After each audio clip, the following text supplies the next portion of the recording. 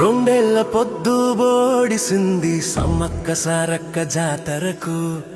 ఊరువాడ కదిలింది, మేడారం బాట పట్టింది.